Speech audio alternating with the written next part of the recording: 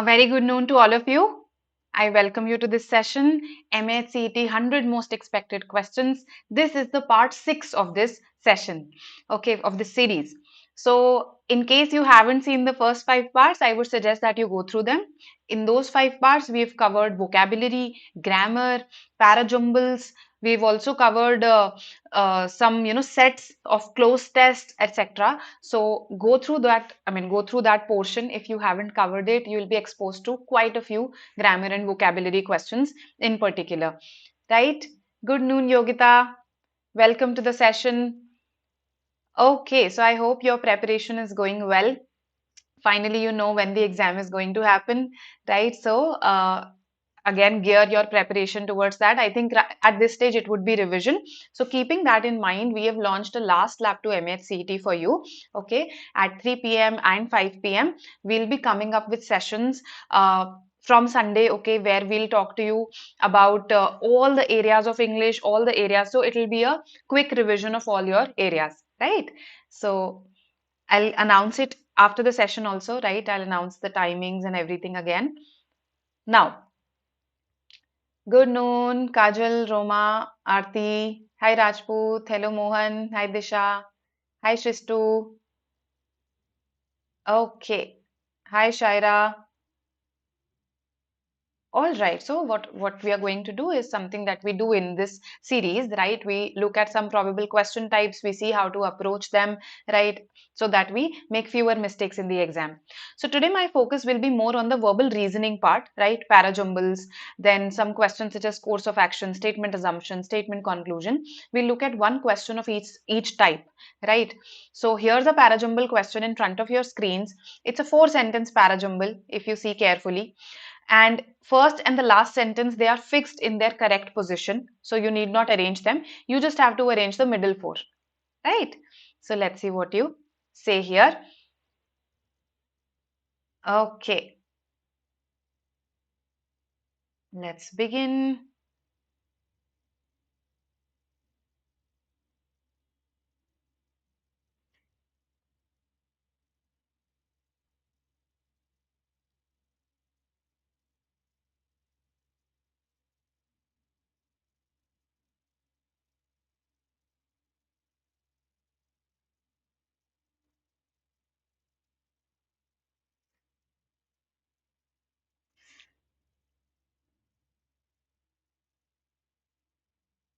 Oh, Aarti has already answered. Good. Others?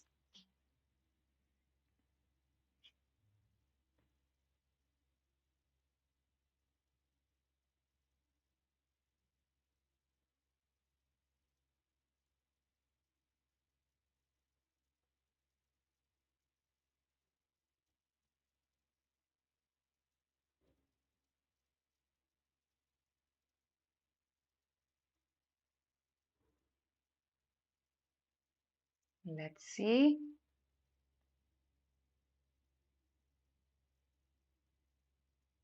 Mohan says D. Okay. Om C. All right. Riya D. Agrima D. Disha D. Akash C. Okay. Others? Yash D. Poonam D. So, in addition to grammar based clues, you have to understand the theme also, what is being talked about also, isn't it? So, I've got C's and D's so far. Anybody who differs, anybody who has another sequence to give me? All right, let's have a look what the answer should be. So, the first sentence is cashless economies, as the name suggests, are those that run mostly on plastic or digital money and thus with minimal cash or money in paper form. So, this is a definition of sorts, and we know that we are going to talk about cashless economies from now on, right? Now, I can clearly see, so even before reading it completely, I can see some clues here, right? So, this is a concluding sentence. And okay, let me check what it says because 1 and 6 are in their correct position. Thus, because of the multiplying effects of the benefits, many developing economies are adopting the cashless approach and are going digital. So, it's highly likely that before this sentence, I talk about some benefits, isn't it? Okay. Also, if you look at Q, it says, but it is not just the easiest way to transact, but also brings.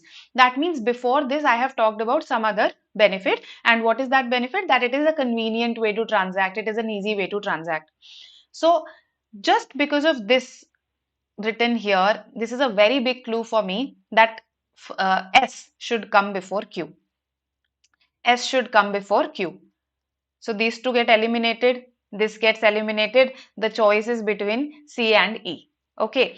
And those who've marked C, absolutely correct. That is the answer. Okay. Why? Why is that the answer? Because if you look at SQ, they should come immediately before 6, right? Because I'm talking about the benefits in the concluding part also. So SQ should come here. Okay, it's a pair. Then RP is also a pair. How? See, I talk about the fact, what a cashless economy is, where there's minimal use of cash. Now, this is possible in mostly those countries where there is greater financial literacy and citizens are aware of the benefits of going cashless. So, this going cashless is possible in those countries only. Now, if you see, it says a very important factor in the running of such an economy. So, those countries, okay, those countries where there is financial literacy. So, a very important factor in the running of such an economy is the confidence, because people are literate, because they are aware, they have confidence in the fact that their money is safe in the banks. So, they are confident that their money is safe. Okay. Also, when they are confident, when they are literate, it is much more convenient to go cashless, right? So that's how we'll connect R, P, S, Q as dots. Okay. R and P are connected. When you are aware, when you are literate, you will be confident. So they are thematically connected that way. P and S are connected that, okay, first you have confidence that your money is safe, plus you find convenience in it. So right from here, we begin the discussion of benefits of going cashless. Right? So I hope this makes sense to you.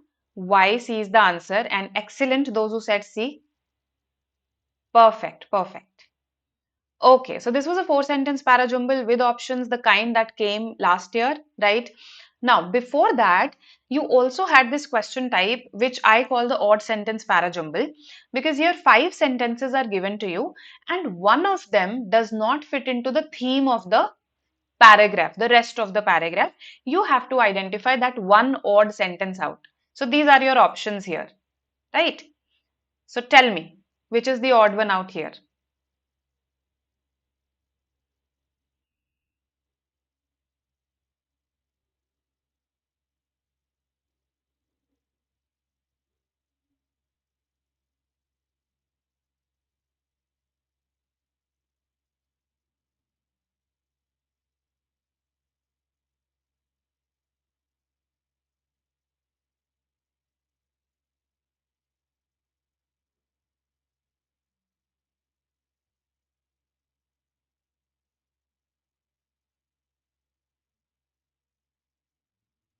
Let's see what you say. I've got A, C. What else?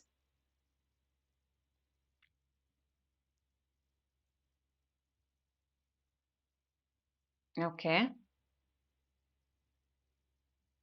A lot of C's in the chat box.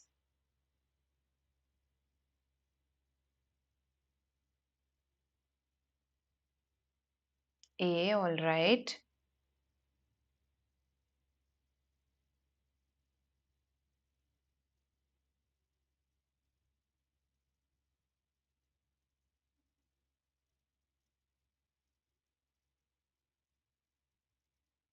So in case some part is getting hidden by my hand, it's doctors, generic drugs by doctors.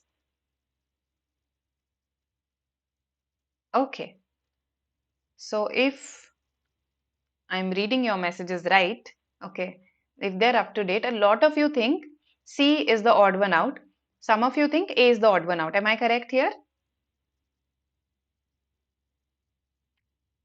Hmm. So what is your basis for saying C? Okay. I think E and C make for a good pair. See, whenever I have such a structure, no doubt this is good. Okay, no doubt. You can see this no doubt here. It will be followed by a but, When you say no doubt, this is good. But, so you are about to contradict it when you say no doubt. Similarly, when you say sure, this is a good move. Surely, this is a good move. Then again, you are going to contradict it using a but. Okay, so E and C make for a pair. I don't see why you feel that C should be the odd one out. If you see, we are talking about a policy. I can realize this from these sentences that we are talking about a policy here, a national medicine pricing policy, right? So bringing in a national medicine pricing policy would be a simple but very effective way in controlling drug prices without taking away the choice of prescription from doctors. Okay. Now, the policy to implement legislation for the prescription of generic drugs by doctors is a good move, no doubt. But the haste shown by the government in bringing this policy is odd and populist, right? Now, if you look at A and B, this is what we are left with. See, this talks about a policy, this talks about a policy, and this talks about a policy. We are left with A and B. Tell me which one is more related to a policy, which one is just a definition of sorts. Yes. Hmm. So, if we look at this, generic drugs are the cheap knockoffs that help more people around the world gain access to innovative and sometimes life-saving treatments made by companies you've never heard of and sold in plain bottles with little fanfare. This looks like a description of generic drugs, whereas B looks like a suggestion. It is extremely important to reduce the burden of health related costs on common people. Right? We are talking about this no national medicine pricing policy. We are trying to reduce the cost of drugs, right? We are trying to control drug prices here.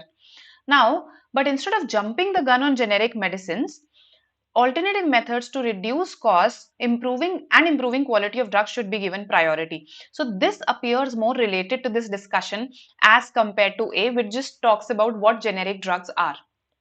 And that is why it is A that is the odd one out. You get it? So this is what will be my answer. A. All of these are talking about a policy and the author's view that probably this policy has been released, has been launched in a lot of haste. Okay. And then the author gives his or her suggestion towards the end that, alternative methods should also be looked at. Okay. Hope this is clear to everyone.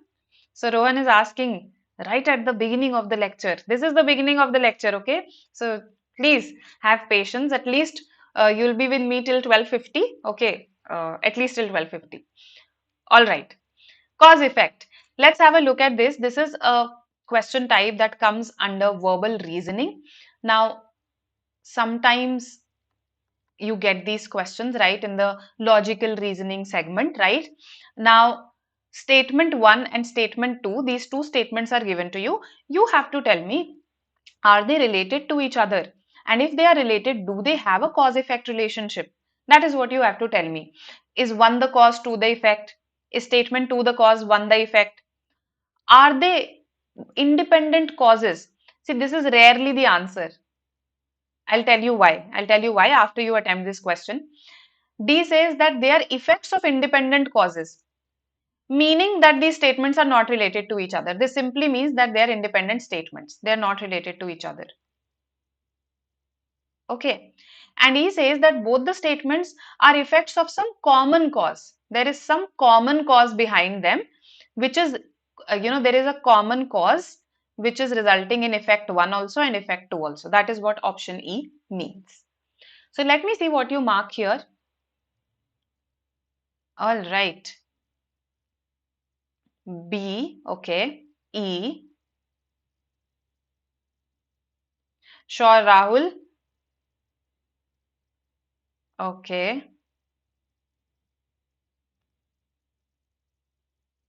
All right. What is the rate of inflation? What do we mean by inflation?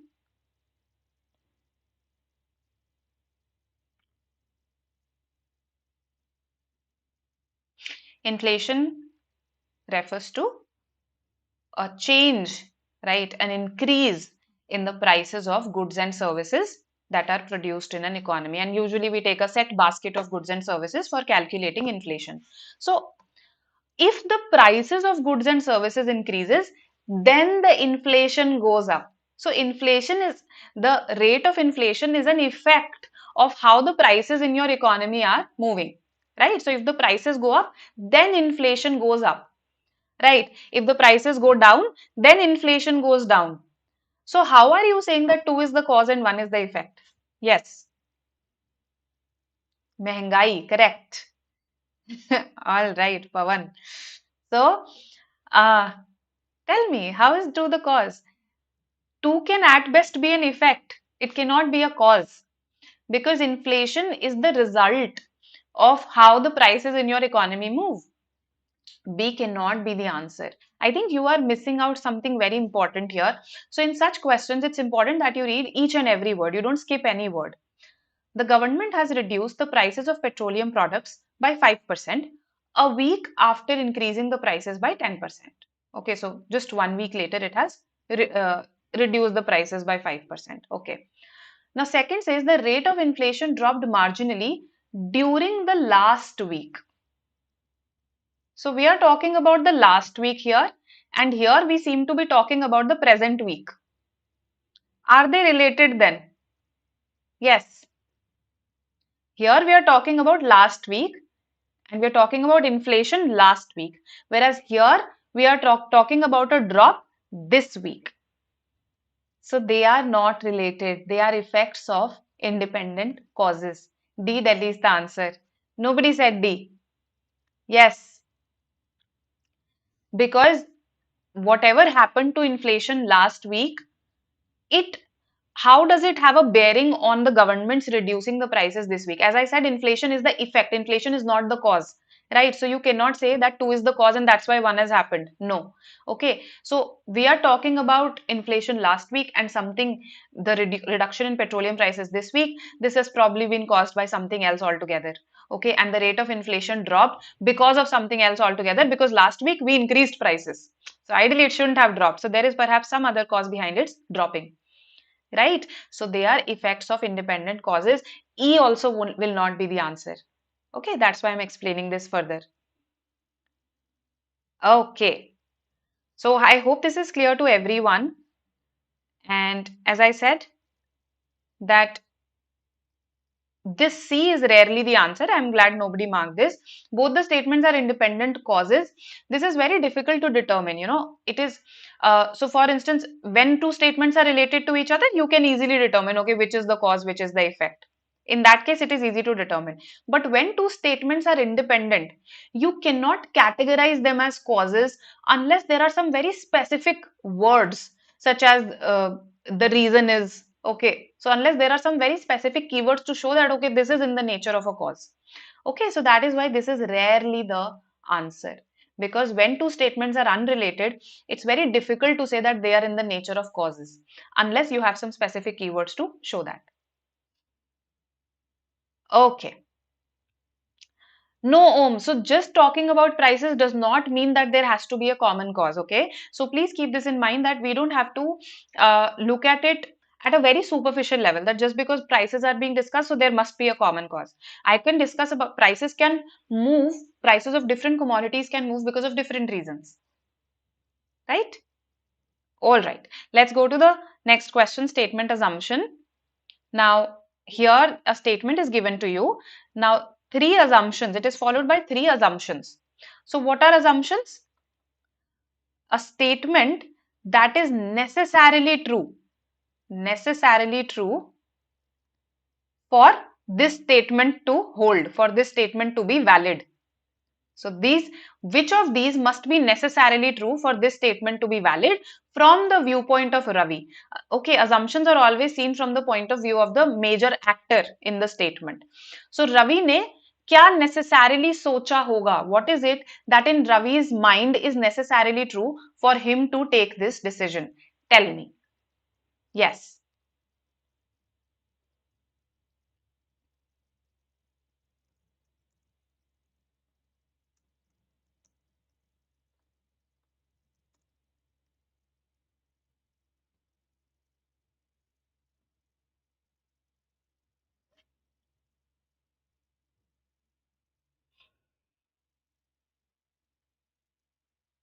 Okay, see, all right. Okay, one A I've got. So one is definitely implicit, yes? Statement one is definitely implicit.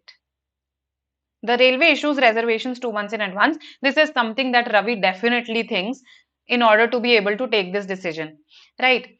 How about three? Let's check three once. There will be vacancy. Definitely Ravi thinks that. That is why he decided to get a railway reservation in May. But there will be vacancy in the desired class. Yes. Is this a necessary thought on the part of Ravi? On the part of Ravi in order to make this decision? That there has to be a vacancy in the desired class. There will be vacancy. That is something that Ravi thinks for sure. That is why he has decided no to get a reservation. But in the desired class, we can't be sure about it. That Ravi thought that मेरी class में तो मिलेगी ही मिलेगी. On the basis of that, he has taken this decision. As long as there is a vacancy, Ravi can very well take this decision. This is not necessary. And that is why C is not the answer, it is A. Okay? I hope this makes sense to you. All right. Advanced reservation is true, but desired class is not necessarily true. And okay, one student asked this earlier, what is the difference between independent causes and common causes? A good question. Let me give you an example of when there will be a common cause. See this.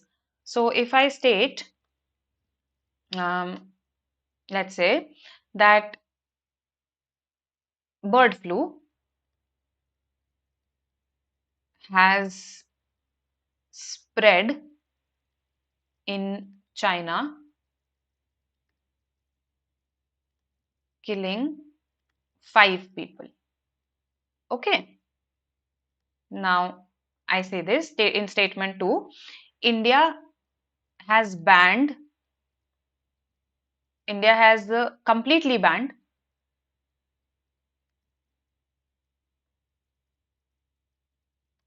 the import of poultry.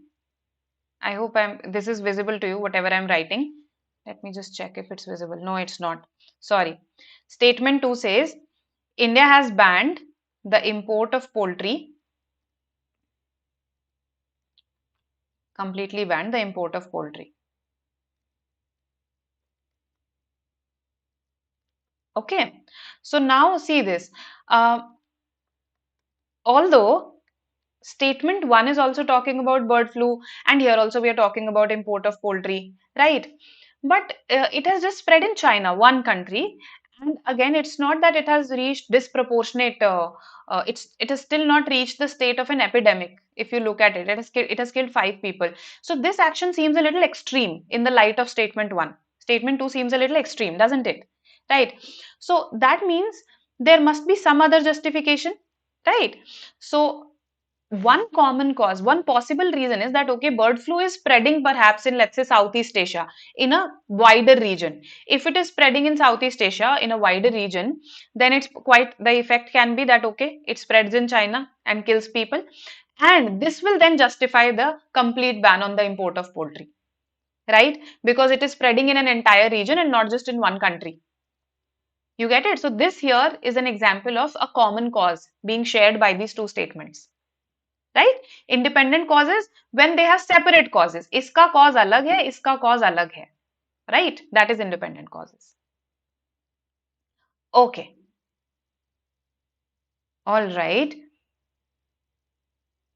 Prajwal, we don't know whether he is booking for the desired class in advance or not. We just know that he decided to get a railway reservation in May.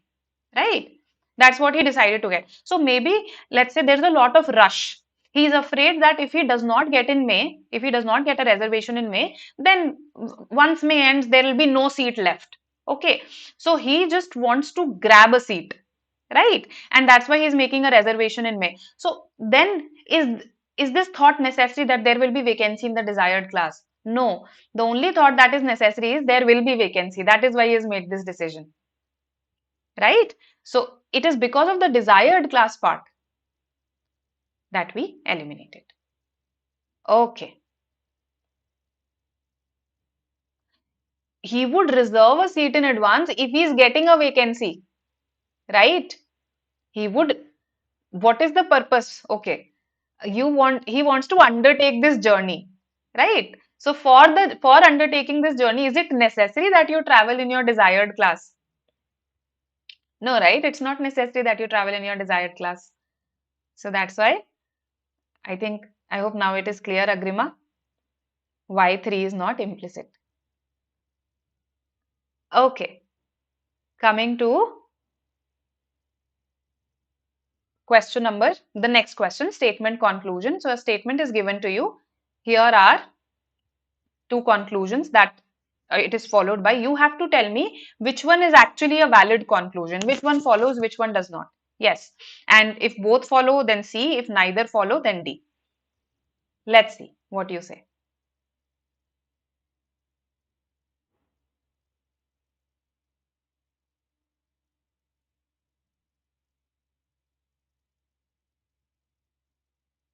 XYZ for the previous question, for 3 to be implicit, the main statement should also have these words that he decided to get a reservation in May so that he can get a reservation in his desired class. If I mention that, then 3 is implicit. Okay, so desired class should be talked about in the main statement.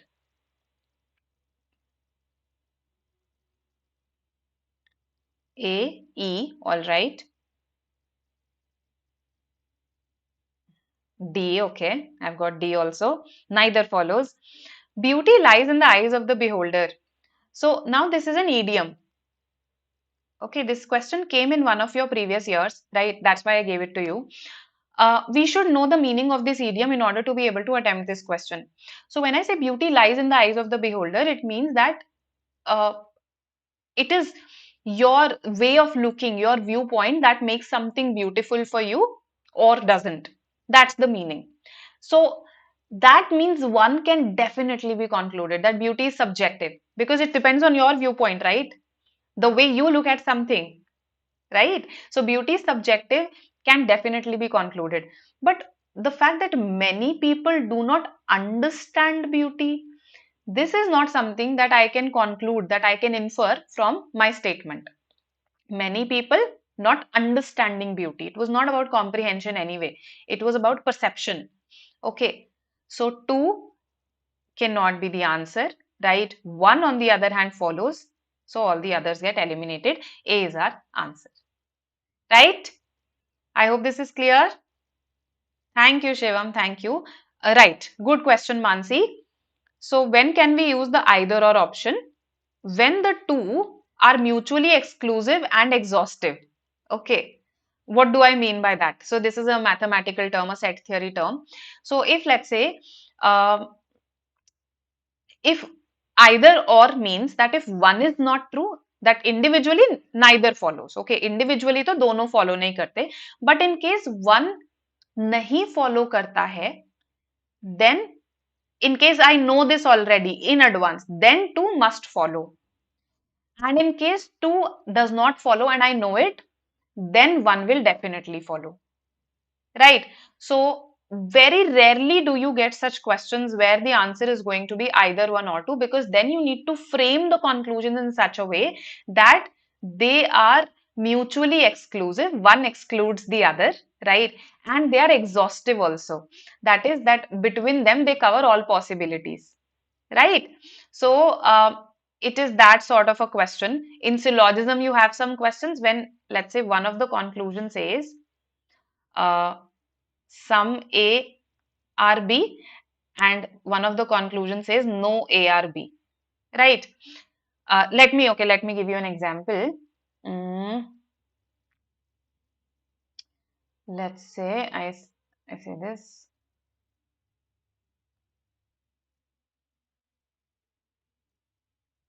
Some A is B, okay? Some A is B, right? And then I say that some B is C. Okay, so these are my statements. Some A is B and some B is C. So now what is the possibility? या तो CA को intersect करेगा या CA को intersect नहीं करेगा. So there's a possibility that some ARC and there's a possibility that no ARC, right? So these kind of conclusions individually neither of them follows, but अगर ये ट्रू नहीं है तो ये डेफिनेटली ट्रू होगा, अगर ये ट्रू नहीं है तो ये डेफिनेटली ट्रू होगा. सो दिस इज आइदर और scenario, right?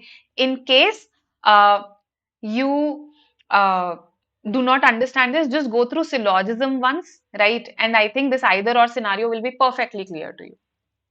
Okay, I hope this makes sense and I haven't confused you further. So Prajwal agrees, right? Strong weak argument questions, definitely. Also in the last lab to MHCT, there is one session that is completely for verbal logic. So you need not worry about it. Okay. If Shresht, it means if one does not happen, then the other will definitely happen.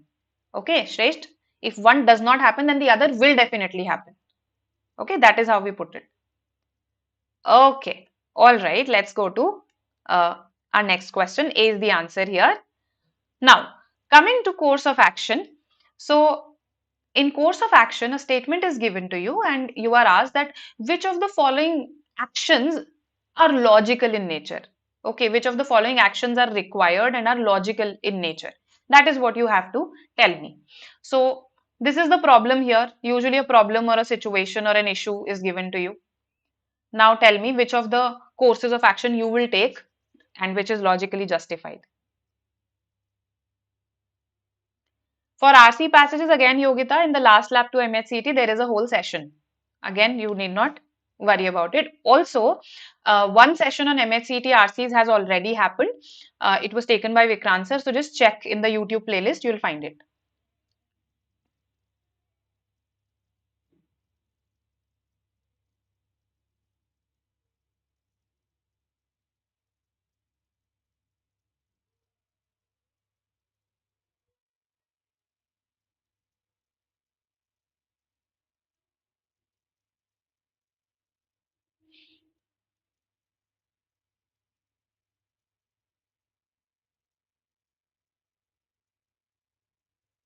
Okay, B is what I've got. Only two follows. All right.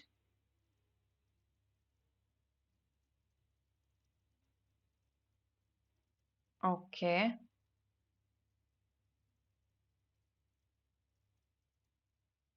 All right, all right. So, absolutely correct. 2 is the only one that is logical, right? It's the only one that logically follows because this is not practical. Non-airport bound vehicles should not be allowed to ply on the road connecting the city and the airport. A very impractical course of action, isn't it? Then 3 says that we should schedule the departure and arrival of flights in such a manner that congestion on roads does not happen. Can we do that? Again, it's not very practical that I schedule the departure and arrival of my flights in this manner so that road traffic problems get solved. To solve road traffic problems, the solution should come from roads, not from flights, right? So B, Bangalore is the only one that is justified. Okay. For CMAT, I gave a grammar website, Jasuman. Website for grammar, I don't remember. There is one that I usually follow. It's and I follow it when I want to see something, let's say, specific. I don't usually go to it because Renan Martin suffices. So this is grammar.ccc. CCC stands for Capital Community College. Okay. And you can also type guide to grammar.org, then also you'll get it.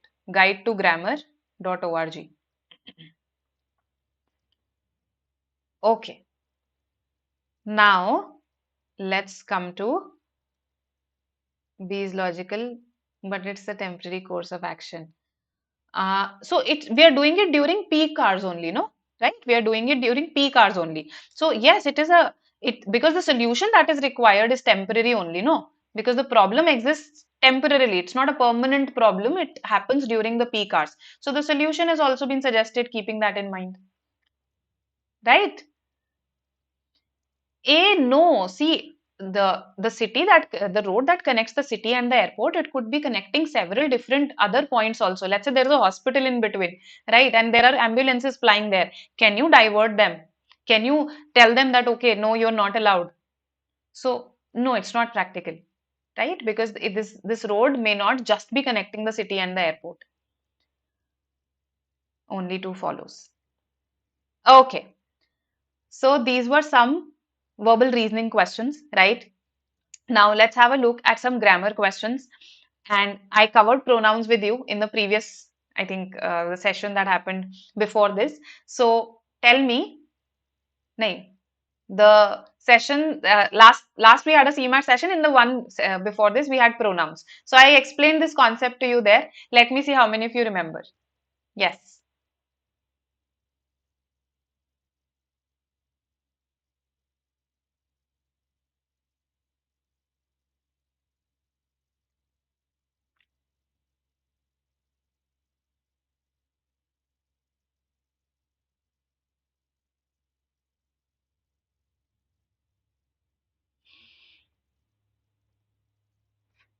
Okay. All right, absolutely correct. I've got B's mostly. Just I think one or two A's I've got. Remember, I told you when the information is non-essential.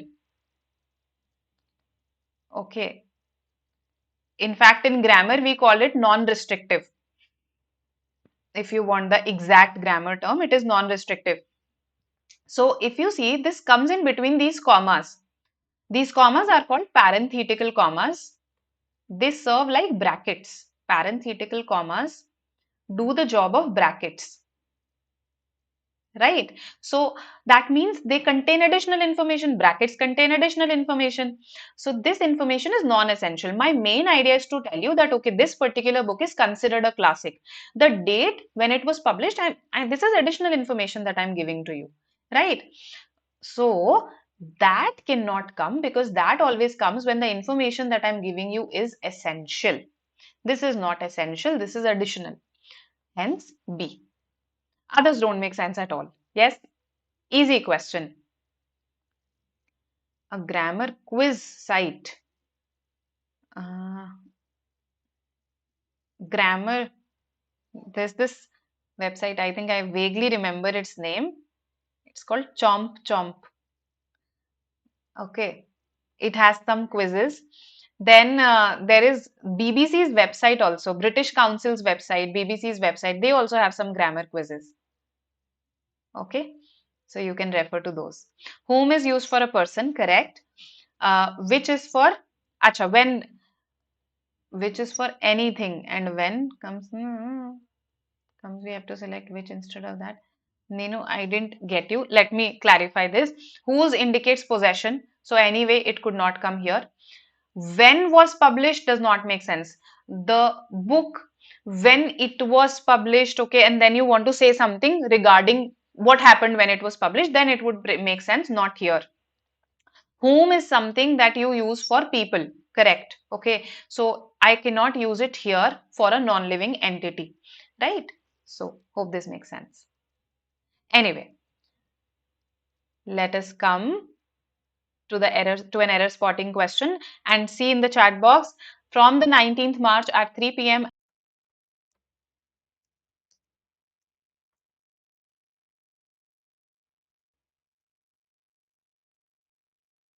Okay, I hope I have reconnected and you can hear me now.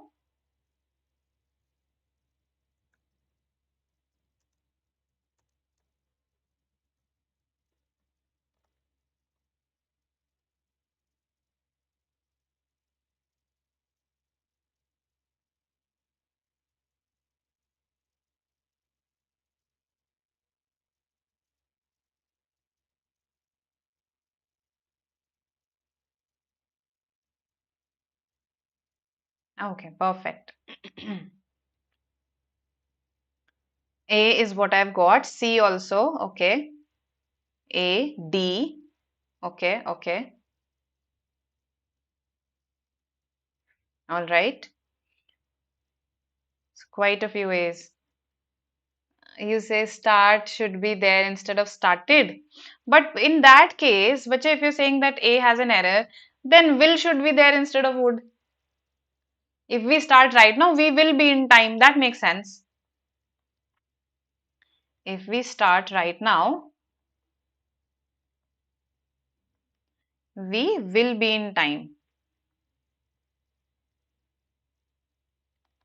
isn't it? So, this is correct, just like the given sentence is correct. No error. E is the answer here. Okay? E is the answer. Anyone who thought of E? Yes. So, if we started, no, this is a hypothetical scenario, a hypothetical conditional. So, this person is saying, अगर हम अभी ही चल पड़ते, okay, तो हम time से पहुंच जाते. If we started right now, अगर हम अभी चल पड़ते ना, तो हम टाइम से पहुंच जाते. सो that is the meaning of this sentence. It's a hypothetical conditional. If we started right now, we would be in time. But this is something that is untrue in present. Untrue in present. We haven't started right now. Okay. So E. Yes, it's a hypothetical conditional. Prakriti, is it clear now? अगर हम अभी निकल जाते तो हम time से पहुंच जाते.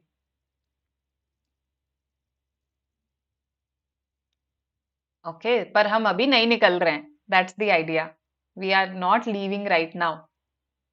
So, no error here. It's an absolutely correct sentence. Any other confusion? Acha, we would be on time. One of you said this. Yes, this is what I was expecting. That some of you will think that it should be on time and not in time. On time, in time, both are correct. Both have different meanings. When you reach somewhere on time, you reach there at the correct time.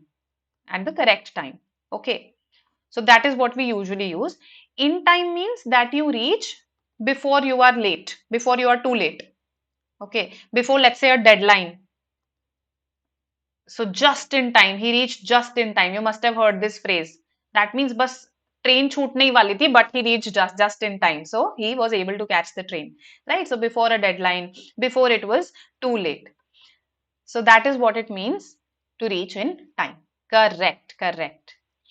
Okay, where do we use would? It has multiple usages, Meenu. Would is a modal verb. Okay, so first and foremost, it is the past tense of will, right? However, it's not just confined to that. Would can be used in the would can be used to indicate a future situation also. Okay, uh, so if you have you read this poem, Green Eggs and Ham? Green Eggs and Ham.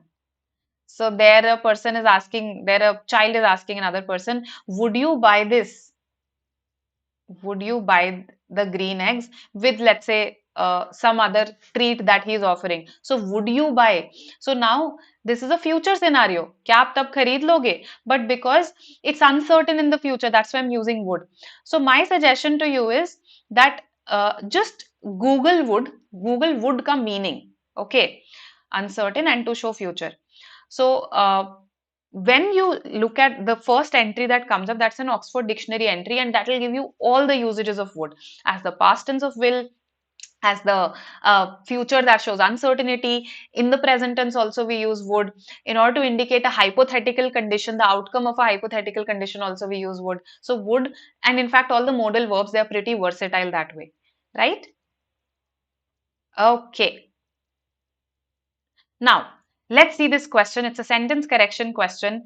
And my suggestion to you is whenever you feel, oh, the sentence is too long, don't get caught up in details, right? Rather, look at the skeleton of this sentence. Okay, so here, for instance, although, so there's a contrast, she was considered among her contemporaries. So I'm talking about some person. Who is this person? Let's see the name, right? Then I'm comparing this person to her husband. Okay, then her success is also mentioned, his success is mentioned here. So just keep in mind these broad things and see what are the differences and accordingly eliminate an answer. Okay, let's see what you say. Sentence correction.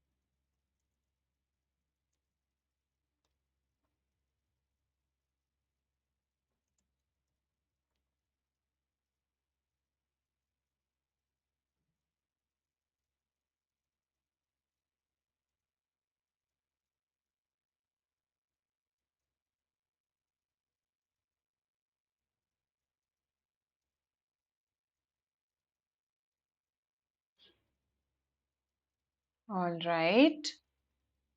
So I've got D. Then I've got a lot of C's. I've got E.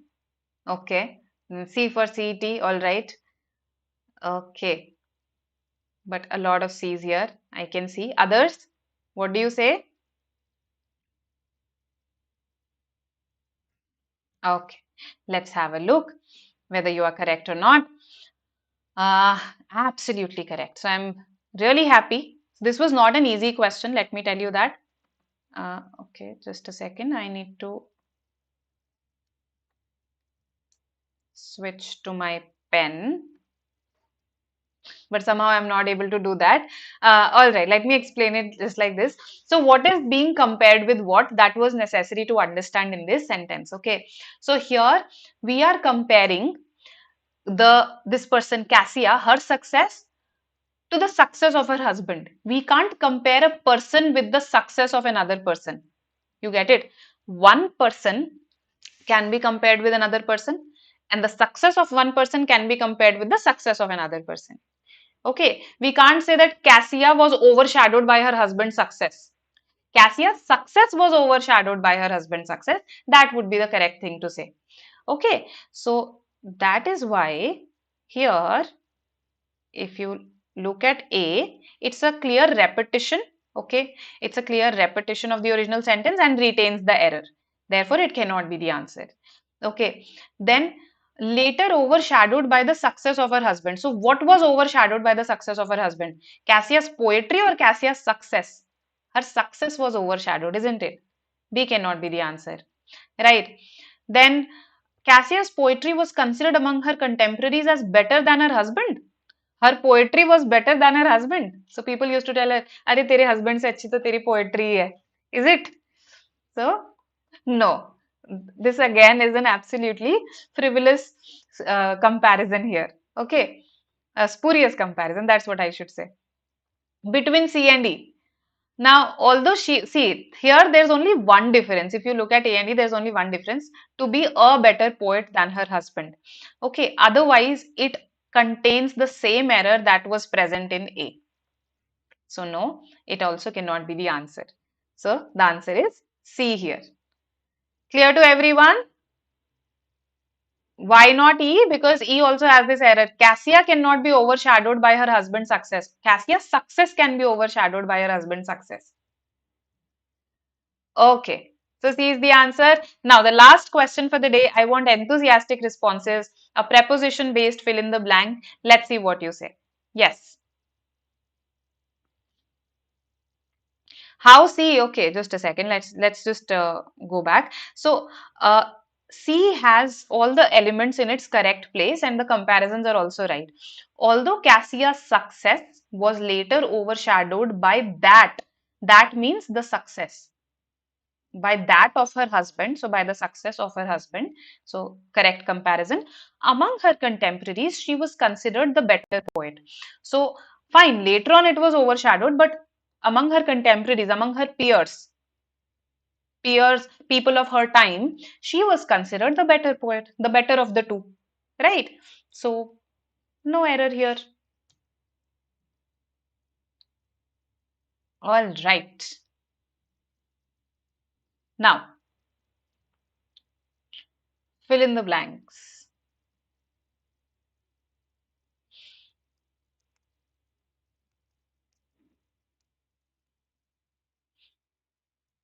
Last question. I want enthusiastic response. Okay, Shresh says C again. All right. Let's see what the others say.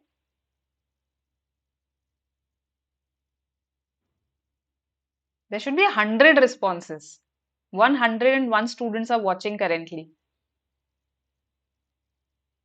And I want 100 likes also. C, A, B. All right. A lot of C's. A. Okay. So, go at the end of the street. So, off is fine. Okay. Turn right to the next roundabout. Okay. And then take the second turning to your left. So, first of all, when I indicate this direction, go I should say to the end, go towards the end. That's what I want to say. No, I'm indicating a direction. So go to the end of this street. So right at this juncture, this becomes incorrect. Okay. Then when I say roundabout, roundabout is this gol chakkar, jisko hum bolte hain, right? So this is a roundabout. So roundabout has been used as a location here. So turn right at the roundabout. Okay. So that's why we are not going in the direction of the roundabout. We are saying turn right at the roundabout. Roundabout से आपको right लेना है. ठीक है? That is the idea. So C is the answer. Anyway, you could reject A right at the first juncture when it says go at the end. You are indicating a direction, so go to the end, towards the end. And C. Okay, perfect. So C is the answer, right? And I hope this is clear to you. Because of the first blank, we rejected A. Any other option? No other option fits actually.